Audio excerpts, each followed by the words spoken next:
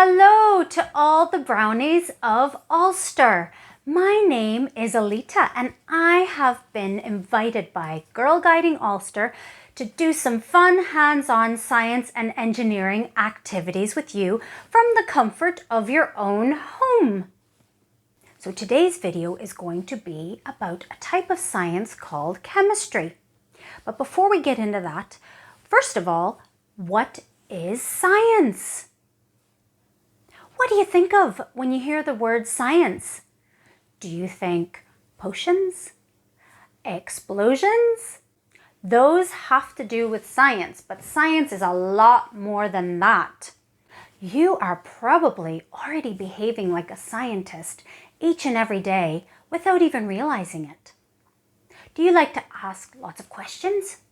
Do you ever wonder how things work? Do you ever wonder how planes fly? Or why is the sky blue? Or do you ever wonder why we have gravity and what would happen if we didn't have gravity?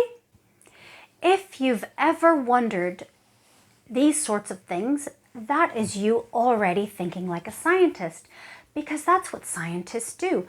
Scientists try to figure out how the world around us works, and they do that by observing, by asking questions, by researching, by looking into things, studying things, and science is really just the study of how the world around us works.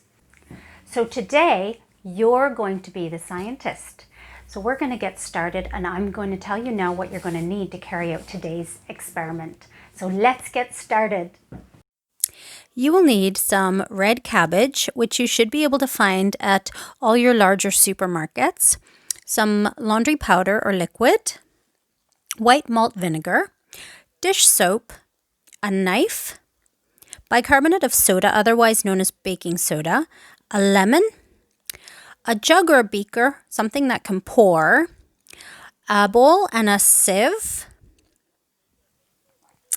and some small cups, enough for the ingredients that you see here.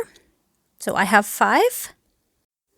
In our daily lives, we have ways of measuring things such as temperature. We use a thermometer. To measure things like weight, we use a scale.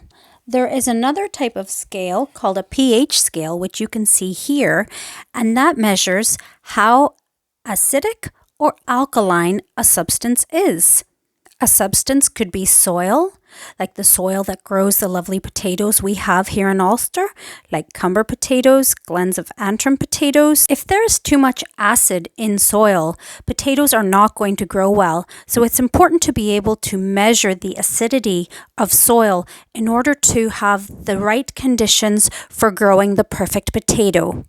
Another type of substance that needs measured is medicine, and companies such as Almac in Craigavon and Randox in Crumlin would have to do tests on their medicines to see how acidic or alkaline they are. These companies would have lab technicians and analysts that would use pH meters such as the one in this photo to measure how acid or alkaline their substances are. But there is an easier and more affordable way to test substances in our very own home just by using red cabbage. So to start, take your red cabbage and start to peel off some of the leaves and break them up into small pieces, or else you can use a knife and chop it into small pieces, but be very careful. And voila, chopped cabbage. Once you've got that ready, place it into your jug or container.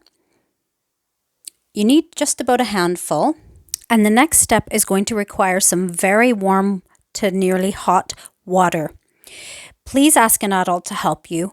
If you're going to be using a kettle, wait for the water to cool down a little bit before pouring water into your jug with cabbage.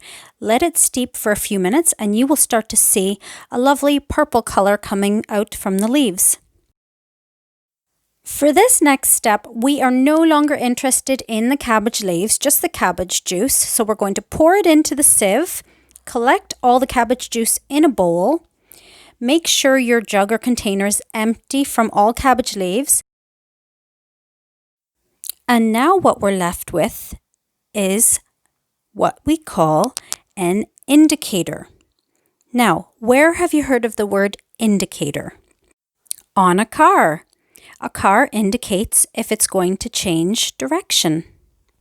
Well, our cabbage indicator is kind of similar in that it indicates whether a substance is an acid or an alkali. And it does that because it has a molecule called anthocyanin that changes color whenever an acid or an alkali comes into contact with it. So pour your cabbage indicator back into your jug or container or something that you can pour easily with. And now we're going to pour a little bit of it into our small cups. Or in my case, I have what are called beakers.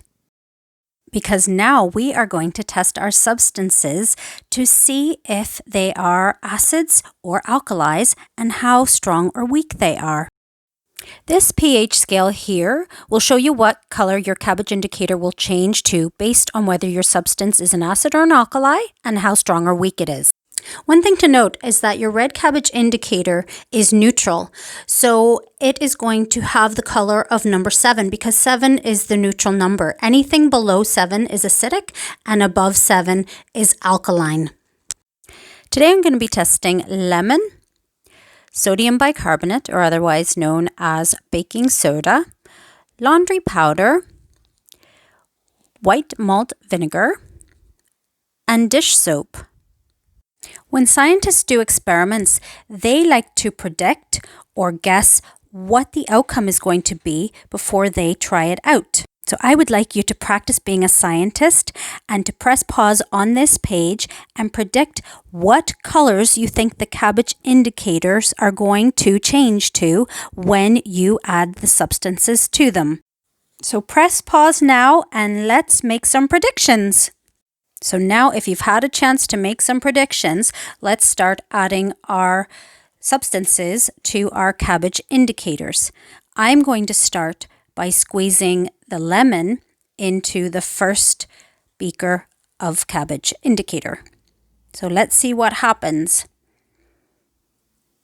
I predicted that lemon was an acid because it's very, very sour to the taste, very acidic, like sour gummies. And look what's happened. What color does that look like? That looks a bit pink, doesn't it? So that tells me, if I go back to my chart, that is definitely an acid. Wow. Look at the difference in color. So now let's move on to the next substance, which is going to be dish soap. So I'm going to add a little bit of dish soap to my second beaker. And I am going to give it a little bit of a stir. I've already made my prediction as to what color I think it's going to change to. So stir, stir, stir, and oh, look at that. It has gone really purple. If we look at the pH scale for the cabbage indicator, we will see that dish soap is a weak alkali. So in our third beaker, I'm going to put the laundry powder. So I've made my prediction. I'm trying to think if laundry powder, something used to clean clothes, would need to be acidic or more alkaline. So I'm just pouring a little sprinkle in and you can see it changing straight away. It's gone a very dark green color. If I look at my pH scale for the cabbage indicator, that tells me that is a strong alkali. So the next substance I'm going to try is my white malt vinegar. I've made my prediction and I'm going to see if I am correct. So I'm going to pour a little bit into my cabbage indicator and see what happens. Oh, I was right. I predicted that it was an acid because vinegar, just like lemon, is very, very sour to taste. So I thought it just might be an acid as well. So my last substance is bicarbonate of soda, or you might know it as baking soda, and it's found in the kitchen and you can probably guess by the name of it what it's used in. So I'm just going to put a spoonful into the cabbage indicator, and this will be our last one.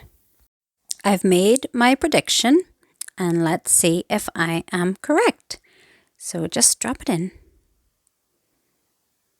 Let's see what happens.